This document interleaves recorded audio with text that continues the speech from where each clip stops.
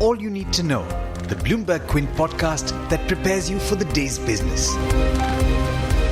Good morning. This is the All You Need to Know podcast on Bloomberg Quint, and I'm Alex Matthew. Today is the 1st of July. There was quite a bit of economic data that came in yesterday post-market hours. First, India's current account posted a rare surplus last quarter as imports understandably took a hit due to the lockdown to control the spread of the pandemic. The surplus was $600 million in January to March, or 0.1% of gross domestic product, according to a statement from the RBI.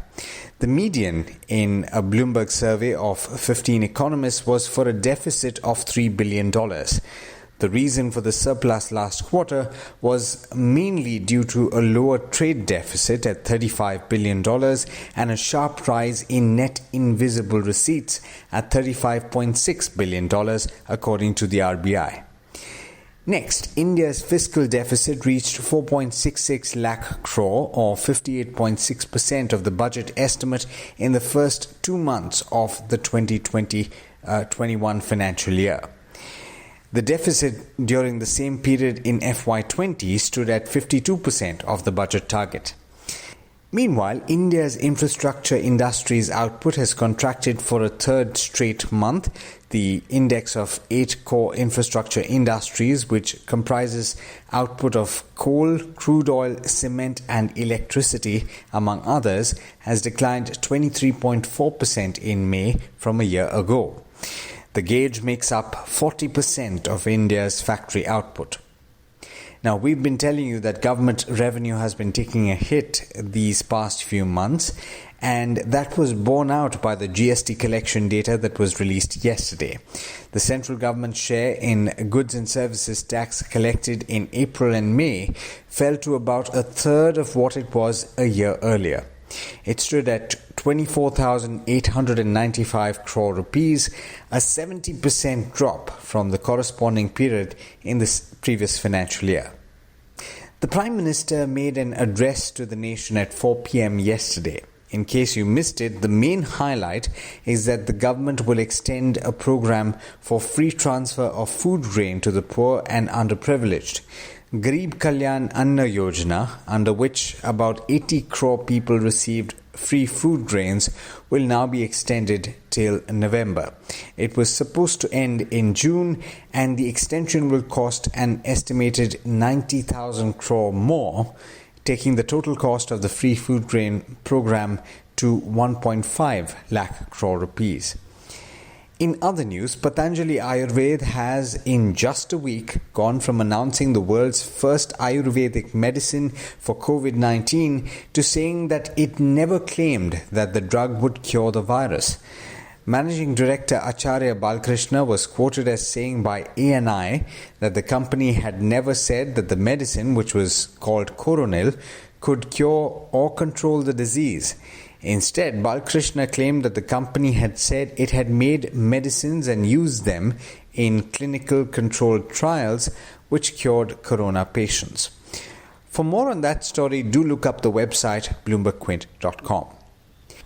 In international news, Anthony Fauci, the top infectious disease expert in the US, has said he's quite concerned about the increase of COVID-19 cases in states including Florida, Texas, Arizona and California. He told a US Senate health panel yesterday that some states reopened too early and skipped checkpoints that were part of Centers for Disease Control and Prevention guidelines. He also warned lawmakers that coronavirus cases could rise by 100,000 a day if behavior doesn't change. Cases rose by 48,096 in that country on Tuesday to 2.61 million as compared with the same time on Monday. This morning, Asian stocks are following their US peers even higher after a record first quarter performance that was the best since 2009. In fact, US stocks have risen by the most in the first quarter since 1998. All three early risers in the Asia-Pacific region this morning were in the green last I checked. And with that, it's over to Agam Vakil for the trade setup for the day in India. Morning, Agam. How are we looking today? Good morning, Alex, and good morning, listeners. Asia has opened marginally lower, and the SGX Nifty futures is indicating a muted opening for Indian markets this morning. And as usual, we start off with some key earnings. Right at the top, we have Vodafone Idea, where revenues have grown 6% on a consolidated basis sequentially to a little over 11,750 odd crores, and also a tad higher than expectations. But the company has posted a net loss of 11,640 crores versus an expectation of just 4,600 crores. Of course, in comparison, the company has also reported a loss of 6,400 crores in the quarter gone by sequentially. Its average revenues per user was, however, up 11% at 121 rupees per share. And we'll be watching out for more commentary from the analysts, considering the earnings have come in quite late or in the night. Moving on to Ongc, we have seen revenues decline 9.5%. The company has also posted a net loss of around 3,100 crores versus a net profit of 4,226 crores year on year.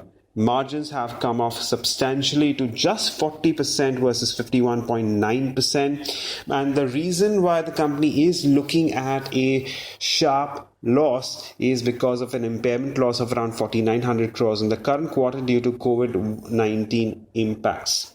Moving on, unexpected lines, Godfrey Phillips has reported a net sales decline of 4%. Now, we already have an idea of how things have panned out for the cigarette industry from ITC, but the company has also posted a net profit growth of 36% at 48 crores, and its margins nearly doubling to 15.3% against 8.2%.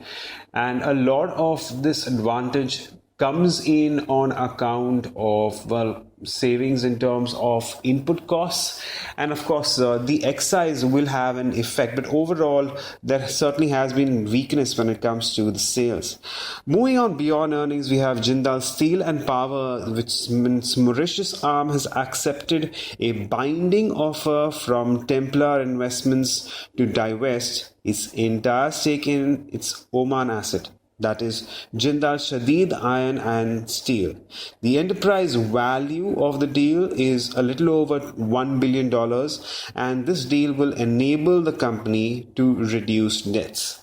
Of course, moving on, we have Vedanta Resources, which is seeking to increase a planned $2.5 billion loan by $250 million to help it advance a decision to delist its main unit in India. This is reported by Bloomberg News. And we have GMM Pfaudler, which will look to acquire D-Dye Creek Process Systems Hyderabad factory for about 6.25 million euros, and the facility is equipped to manufacture glass-lined equipments. That is the major business of GMM Pfaudler. Now, these are just some of the stocks we can watch out for as we move into trade today, but don't forget to go through our morning edition of All You Need to Know only on BloombergQuint.com. Thanks, Agam. And as always, thank you all for listening in. This is Alex Matthews signing off. Have a great day.